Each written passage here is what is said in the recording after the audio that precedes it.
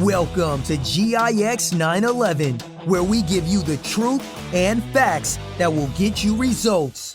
Join your host, GIX, a former U.S. Army veteran, proudly serving his fellow brothers and sisters in arms with the information they need that will set them free.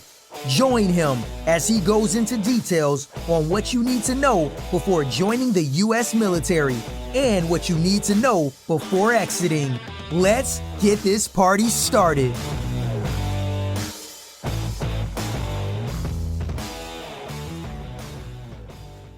Welcome back.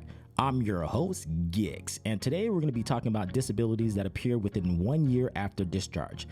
This video, I believe, is going to be very important for a lot of service members that are currently in and slated to get out, service members that have been in or been out within that 1 year time frame. So if you are a service member and you are currently in and you're slated to get out or to PCS, I would definitely pay attention to this video because it's going to be a lot of information for you, and it's going to provide you with the means of seeking that compensation once you're out. So this is mainly for service members that are currently slated to PCS, and also for service members that have been out within that 1 year time frame. You can find a lot of this information, like I say, you can go to their VA.gov website, and I'll provide the link down below so that there's no guessing of what you need to do. All the information is here, and I would highly recommend anyone that is currently in and looking at PCSing within the next 6 months to a year to take a look at this video, and also service members that have been out for within that 1 year time frame. So basically, it's called presumptive disability. Okay, so what that means is presumptive is service connection.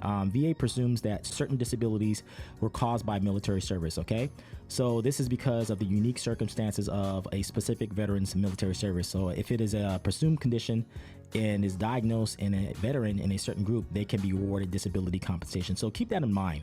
Keep that in mind. So if you are experiencing anything, any kind of illnesses towards the end of your military career, and then as you get out and you're still feeling a certain way as far as illness goes, you definitely need to take the lead on that and do something about that. Okay, you can go to any VA facility. You can walk into any VA facility and see a primary care physician and get that ball rolling. Okay, you definitely want to make sure that if you are not feeling well, if starting to experience signs of hypertension or anything like that, you definitely want to make sure that you get that taken care of as soon as possible. Okay, because like I said, you can be compensated for a lot of those things that fall within that time frame. So I'm going to give you, there's different groups that you can fall within. Okay, and here we go again with the Cornell Law School, and I love using this website. Again, this website is very straight to the point. It's very informative, and it kind of breaks it down. It breaks the 38 CFR down to where it makes it very understandable. Okay, and basically with diseases subject to presumptive service connection, they have categories, or they have groups. So you have chronic diseases here. Okay, so it says the following diseases shall be granted service connection, although not otherwise established as incurred or aggravated by service, if manifested to a compensatable degree within the applicable time. So you definitely want to read through this, and here are some of the diseases, the chronic diseases that can be compensated for. Okay, and then you have, like I say, you have your cardiovascular, and here's all, some of the other diseases. You have Hodgkin's disease, you have leukemia, you have a lot of different here, scoliosis, and then just read through here. And then you also have tropical diseases. Okay, and the following diseases shall be granted service connection. Same thing. And then here's a list of the tropical diseases here. Okay, so this is a very important section to look over and be familiar with. Okay, and then you also have diseases specific as to former prisoners of war. So pertaining to like Vietnam veterans, anybody that's currently a prisoner of war, it goes back. So it also gives dates here, so October 10th of 2008. So there's a lot of information here, The diseases specific to radiation exposed veterans, and so forth and so forth. So definitely become familiar with this here. Okay, and I'll provide all the information in the link below so that you don't have to do that research on your own. You can just click on the link and it'll pull it up for you. Okay, and also become familiar with it on the VA.gov website. Okay, and this is going to break it down a little bit more. It's going to have former POWs, exposure to hazardous materials, PTSD, and it has all the information here. I mean, the problem with the entire system is that the information is not readily available, and a lot of the times veterans are Googling and trying to find it, and they don't have a really understanding of it. Sometimes they're taken to other websites that are not VA.gov, and they're being misinformed. The information is not updated. So you definitely want to make sure that when you go to these websites and you're looking for this information, that you have a VA.gov website and that it's official. You'll see, I'll say the U.S. Department of Veterans Affairs, and you just want to make sure that you verify that it is a VA.gov website that you're going to. So that's where the information is going to be updated. That's where you're going to find all the information and be able to go about this manner in a very timely and efficient way. So this is very important. Like I say, if you are currently in and getting out within the next 6 months to a year, I would highly recommend that you take a look at this information here, because it's going to provide you with all the information that you need and have an understanding of it. And I also highly advise that you go to your primary care physician or go to sick call or whatever and do your blood work. Okay, do your blood work.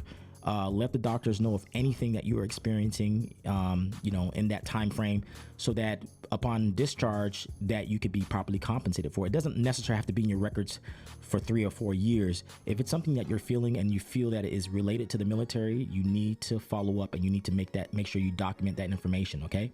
And here are some web links. Like I said, I'll leave this information here in the link below, so that you are not sitting here searching the web or surfing the web and trying to find that information. Okay. And yeah, it's all here. It's all here. I would highly also recommend that you just stay on that course, because a lot of veterans, what they do, they get out, they get a lawyer. Okay. I mean, that's all good and, and everything, but if you do the research and you know what you are entitled to before getting out and after getting out within that time frame, you won't need a lawyer. Okay. So, again, read the information that's provided and follow through. I know there's a lot of frustration at the VA. Veterans, such as myself, we go, they're not giving us the information. You make the calls, you're not really getting the information that you need, and it's very frustrating. It's very frustrating. So I'm here, and I'm here for my fellow brothers and sisters in arms, because I went through that frustration, and I don't want to continue to go to that frustration. I go on forums and I see the information, and I see how frustrated these veterans and my fellow veterans are. So if I'm going to get the information, I'm going to give it back to you. So anyway, without further ado, if you feel this material is very informative and you feel you've gotten something out of it, please leave a comment and a like. That's going to help the channel grow. That's going to help me be able to provide you with more content and information that's going to help you in the long term. So if you're not already part of the GIX 911 family, go ahead and subscribe, and that's pretty much it. So I'm your host, Gix, and remember, if you're a veteran out there and you're suffering and you're having a very hard time, just keep your head up, okay? Keep your head up and strive and look towards the future, okay? Peace, love, and harmony in 2019 and beyond. I'm out, you guys, and stay tuned for the next video. Peace. Loyalty, duty, respect, selfless service, honor, integrity, personal courage. Do you have what it takes to serve with the best? Tune in and get the information you have been searching for all over the web. Do you have questions on how to file a VA claim? What you should know while you're serving in the U.S. military? Or just want to know about the lifestyle? Tune in to get the real deal.